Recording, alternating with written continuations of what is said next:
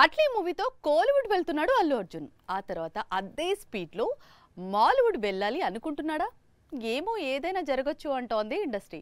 అసలే మల్లు అర్జున్గా క్రేజ్ ఉంది. మాలీవుడ్ వెళ్ళి మలయాళ చిత్రం చేస్తే తప్పేంటి అంటున్నారు అభిమానులు. ఇంతకీ ఐకాన్ మనసు సడన్ గా మాలీవుడ్ వైపు ఎందుకు మళ్ళింది? పుష్ప 2 లాంటి పాన్ ఇండియా బ్లాక్ బస్టర్ తరువాత అల్లు అర్జున్ నటించే ప్రతి చిత్రం ప్రత్యేకంగా మారుతోంది.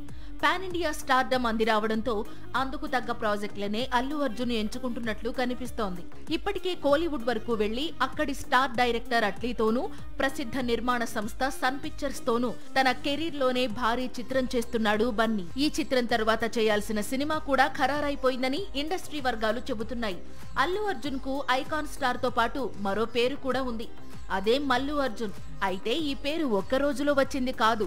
ఆర్య, ఆర్య 2, సరైనోడు లాంటి చిత్రాలు తెలుగు ప్రేక్షకులకే కాదు, మలయాళ ప్రేక్షకులకు బాగా నచ్చాయి. బన్నీని వారికి చేరువయ్యేలా చేశాయి. అందుకే అల్లు అర్జున్ ను మాలీవుడ్ మల్లు అర్జున్ అని కూడా పిలుచుకుంటుంది. రీసెంట్ గా రిలీజ్ అయిన పుష్ప 2 లోనూ మలయాళం లిరిక్స్ తో ఫీలింగ్స్ సాంగ్ స్టార్ట్ చేశాడు అల్లు అర్జున్.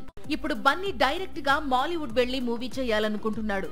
అందుకు అక్కడి star director come star hero basil Joseph తో చర్చలు జరుపుతున్నాడట.